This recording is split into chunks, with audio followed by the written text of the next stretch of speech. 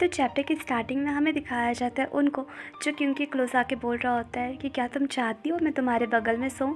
तो क्यों सॉक तो चाहती है और बोलती कि क्या, मैं कब बोली कि तुम मेरे बगल में सो। तो उन बोलता है कि लेकिन तुम्हारा एक्सप्रेशन तो यही कह रहा है कि मैं तुम्हारे साथ रुकूं। उसके बाद बोलता है कि खैर ये छोड़ो, पहले मुझे ये बताओ कि तुम क्या कहना चाह रही थी। तो क्यों बोलती कि नहीं कोई बात नहीं, बस मैं एक ही चीज़ बोलना चाह रही थी। तो उन बोलता है कि हाँ बोलो। तो क्यों बोलती कि मैं ये बोलना चाह रही थी कि थैंक यू तो मेरा हेल्प किए, बस इतना ही बोलना था, अब जाओ। तो उन उसे बड़े प्यार से देखता है और सोचता है वाह ये कितनी क्यूट है। उसके बाद बोलता है कि नहीं मैं नहीं जाऊँगा। तो क्यों बोलती है कि आखिर क्यों नहीं जाओगे। तो उन बोलता है कि क्या तुम नहीं चाहती कि मैं तुम्हारा सोने में हेल्प करूं। तो क्यों बोलती है कि मैं कब बोल रही हूँ कि तुम मेरे साथ सो और मेरे सोने में हेल्प करो। तो उन बोलता है कि लेकिन तुम्हारा एक्सप्रेशन तो यही कह रहा है ना। उसके बाद वो हंसता है और बोलता है कि तुम सच में नहीं स्वीकार करती। तो क्यों सोचती कि ओ गॉड इस तरह के लोग अभी भी धरती पर है, मुझे समझ नहीं आता ऐसे लोगों का। पर मुझे कुछ समझना भी नहीं है इसके बारे में। खैर इसका डिसीज़न है कि इसे मेरे बगल में सोना है या नहीं, मुझे कुछ नहीं करना। वैसे भी ये प्लेस बहुत ही ज़्यादा अभी वियर्ड है और यहाँ ब्लड का भी बहुत ज़्यादा स्मेल है, तो मुझे नहीं लगता है कि ये सो पाएगा। और अगर ये सोने का कोशिश करा भी तो इसे अनकंफर्टेबल फील होगा और खुद ही उठ के चला जाएगा। और वैसे सोच ही रही होती है तभी उन उसकी क्लोज आ जाता है, जिसको देखकर अचानक से क्यों डर जाती है और बोलती एक मिनट तुम क्या कर रहे हो यहाँ पे। तो उन बोलता है कि सॉरी मैं बस अपना फ़ोन ले रहा था, अब मैं फ़ोन ले लिया तो यहाँ से चला जाऊँगा, तो तुम निश्चित हो के आराम से सो। तो क्यों सोचती मुझे सच में इस लड़का का समझ नहीं आता, ये बहुत ही अजीब है, बहुत ही अजीब। उसके बाद सोचती कि जब मैं इसके बारे में नहीं जानती थी, कि जहाँ तक मुझे लोगों से पता चला कि ये एक ऐसा इंसान था जो किसी को भी जितना खा सकता था, पर अभी देखो ये कितना ही अलग है, ये कितना ही जेंटल व्यवहार कर रहा है मेरे साथ। और मुझे कभी कभी इसके बारे में बिल्कुल समझ नहीं आता। और मुझे एक बात समझ नहीं आ रहा है कि जब ये मुझे हर्ट देगा तो ये इतना गुस्सा क्यों हो गया।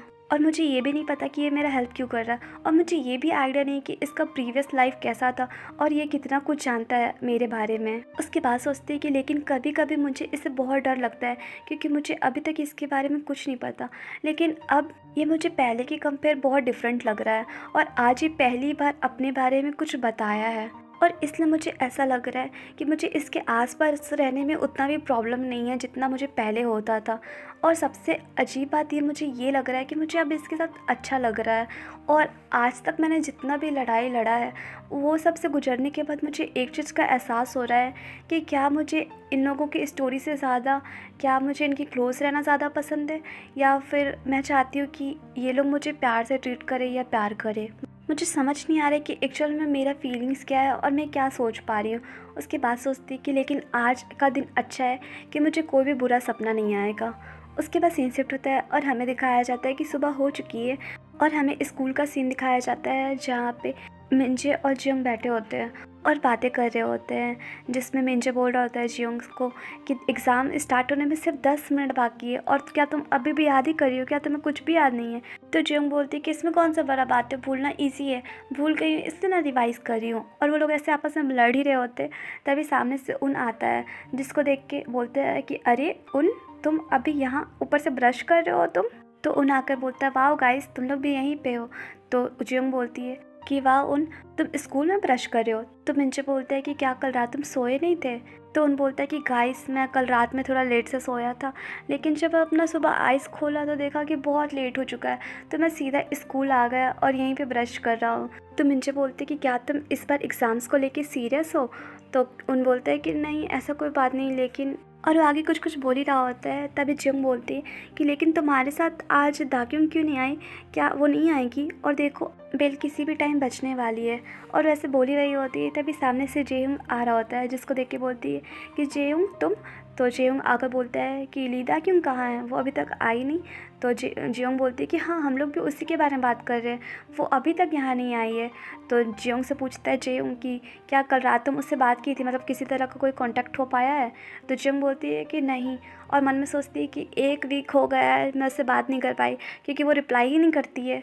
उसके बाद बोलती कि दाक्यूंग को कांटेक्ट करना बहुत मुश्किल है, बहुत मुश्किल से वो रिप्लाई करती है। तो जेयोंग उनसे पूछता है कि क्या तुम भी नहीं जानते कुछ। तो उन सोचता है कि दाक्युंग को अच्छा नहीं लगेगा अगर मैं आज शो ऑफ करूँगा कि वो मेरे पास थी, और मुझे बताने का भी मन नहीं है क्योंकि मैं नहीं चाहता कि उसके बारे में बताओ कि कल रात वो कैसे मरने वाला हालत में थी। उसके बाद बोलता है कि मैं कैसे जान सकता हूँ। तो मिनशो बोलता है कि देखकर ऐसा लगता है जैसे दाक्युंग बहुत बिजी रहती है। तो जियोंग बोलती है कि क्या वो सो रही होगी। उसके बाद बोलती है कि गाइस चलो, बेल बजने वाला ही है। उसके बाद उन और जेयोंग अपोजिट क्रॉस कर रहे होते हैं, तो जेयोंग को उनकी साइड से कुछ स्मेल आ रहा होता है, तो उसे पीछे पलट के देखता है पर कुछ बोलता नहीं है। उसके बाद सीन शिफ्ट होता है और हमें दिखाया जाता है कि एग्ज़ाम स्टार्ट हो चुका है और पेपर भी सब में बढ़ चुका है, और उन बैठ के एग्ज़ाम लिख रहा होता है और सोचता है कि मुझे बहुत नींद आ रहा है, इसलिए मुझे जल्द से जल्द सारे क्वेश्चन का आंसर करना होगा और उसके बाद मैं जाके सो जाऊँगा। और इस लिख ही रहा होता है तभी उसे क्यों का बात याद आता है, जो कि कह रही होती है कि क्या तुम सच में स्कूल में टॉप थे, क्या ये सच है या झूठ। तो उन बोलता है कि हाँ मैं सच बोल रहा हूँ। तो क्यों बोलते हैं कि मुझे बिलीव नहीं है। तो ये याद करके उन सोचता है कि नहीं, मुझे तो अपना बेस्ट देना पड़ेगा। फिर वो सीरियस होकर लिखने लगता है। उसके बाद सीन शिफ्ट होता है और हमें दिखाया जाता है जेयोंग के साइड, जो कि बैठा होता है। तभी एक लड़का उसके पास आके बोलता है कि जेयोंग चलो ना बाहर चल के हम लोग स्मोक करते हैं। तो जेयोंग बोलता है कि मैं छोड़ चुका हूँ। तो उसका दोस्त बोलता है कि लेकिन तुम इतना अचानक क्यों छोड़े। तो जेयोंग बोलता है कि वो इसलिए क्योंकि मेरे पास कोई ऐसा है जिससे पसंद नहीं है। तो उसका दोस्त बोलता है कि वो कौन है बताओ, क्या वो तुम्हारी गर्लफ्रेंड है, क्या तुम लोग साथ में रहते हो, और क्या वो लीदा, ऐसे वो बोल ही रहा होता है। तभी जेयोंग बोलता है कि नहीं, हम लोग साथ में नहीं रहते हैं। तभी जेयोंग का नज़र सामने उन पे पड़ता है पर वो कुछ नहीं बोलता और वो कुछ सोचने लगता है। तो उसका दोस्त बोलता है कि क्या तुम अभी भी उन्हीं लोग के साथ जाके डिनर करोगे। उसके बाद वो लोग आपस में बात कर ही रहे होते हैं। तभी उन उसके पास आता है और बोलता है कि हाय जेयोंग। तो जेयोंग बोलता है कि तुम यहाँ पे आ रहे हो तो क्या तुम्हें कोई ब्लड का स्मेल आ रहा है। तो उन बोलता है कि ब्लड का स्मेल, नहीं मुझे तो नहीं आ रहा है। उसके बाद बोलता है कि वैसे जेयोंग चलो ना साथ में बैठ के खाना खाते हैं। तो जेयोंग उसका बात नहीं सुनता और उसे इग्नोर करते हुए कहीं जा रहा होता है। तो उसका पीछा उन करता है और बोलता है कि जेयोंग जेयोंग कहाँ जा रहे हो तुम, और तुम्हें क्या प्रॉब्लम हुआ है, तुम मुझे इस तरह से इग्नोर क्यों कर रहे हो, पहले मुझे आंसर करो, क्या मैं तुम्हें परेशान कर रहा हूँ और क्या मैटर है मुझे बताओ। तो जेयोंग बोलता है कि तुम मुझे परेशानी कर रहे हो इसलिए मुझे फॉलो करना बंद करो। तो उन बोलता है कि लेकिन जेयोंग तुम इस तरह से व्यवहार कर रहे हो, ऐसे में दूसरे स्टूडेंट को प्रॉब्लम हो सकती है, और क्यों चाहती थी कि मैं तुमसे दोस्ती कर लूँ और तुम्हारे साथ अच्छे से रहूँ। तो मुझे बताओ क्या प्रॉब्लम है, ऐसे तुम क्यों रिएक्ट कर रहे हो, और सबसे पहले हम लोगों को बातचीत करके ये मैटर सुलझाना चाहिए। तो जेयोंग पूछता है कि क्या तुम सच में नहीं जानते हो कि ली दाक्युंग स्कूल क्यों नहीं आई और उसके साथ क्या हुआ है। और ऐसे बोलते बोलते वो उनका कॉलर पकड़ लेता है और उसे खिड़की के साइड पुश कर देता है, जिसको देख के उन शॉक्ड हो जाता है और उन पूछता है कि जेयोंग ये तुम क्या कर रहे हो मेरे साथ। तो जेयोंग उसके क्लोज जाके उसे स्मेल कर रहा होता है। तो उन बोलता है कि हे जेयोंग तुम मेरे साथ क्या कर रहे हो, मैं गे नहीं हूँ, मुझे लड़कियाँ पसंद है। तो जेयोंग बोलता है कि अब सब कुछ क्लियर हो गया है। तो उन सोचता है कि किस बारे में बात कर रहा है। तो जेयोंग बोलता है कि तुम्हारे बॉडी से थोड़ा सा ही लेकिन ब्लड का स्मेल आ रहा है। तो अब मुझे ये बताइए जो ब्लड है क्या वो दाक्युंग से रिलेटेड नहीं है। तो उन ये सुन के थोड़ा शॉक्ड हो जाता है और मन में सोचता है कि वाह ये तो बड़ा तेज है, इसे कैसे पता चल गया ब्लड का। उसके बाद बोलता है कि जेयोंग पहले मुझे छोड़ दो, उसके बाद हम लोग बात करते हैं। तो जेयोंग बोलता है कि टॉपिक मत बदलो क्योंकि मुझे पता है कि कोई ना कोई बात है जो तुम मुझसे छुपा रहे हो। उसके बाद बोलता है कि दाक्युंग का फ़ोन कल रात से ही ऑफ है और मैं उसे कितना भी कॉल कर रहा हूँ पर मेरा कॉल उठा नहीं रही है, पर ऐसा कभी नहीं होता है। और मुझे पता है कि वो तुम्हें अच्छे से ट्रीट करती है, तो तुम्हें उसके बारे में पता हो गई। और ये जो ब्लड का स्मेल है वो मैं जानना चाहता हूँ कि कहाँ कैसे और कहाँ से आ रहा है और क्यों।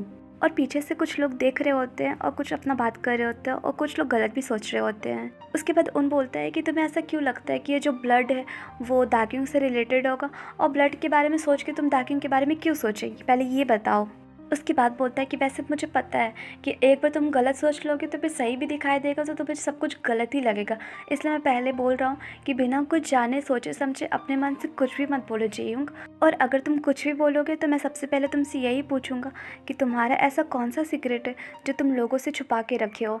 तो ये सुन के जेयोंग को बहुत गुस्सा आता है और बोलता है कि तुम बहुत ही कपटी लड़के हो और तुम्हारे जैसे लोग पता नहीं इतने घमंडी तरह से व्यवहार क्यों करते हैं, और तुम्हारे जैसे लोगों से अगर सीधा सीधा क्वेश्चन पूछा जाए तो हमेशा दूसरों के बारे में बात करने लगते हैं, और जो क्वेश्चन पूछा जा रहा है उसके बारे में कभी आंसर नहीं करते हैं। तो उन बोलता है कि तुम्हें पता है तुम अभी किससे बात कर रहे हो और तुम अभी मेरा क्रिटिसाइज़ कर रहे हो जेयोंग।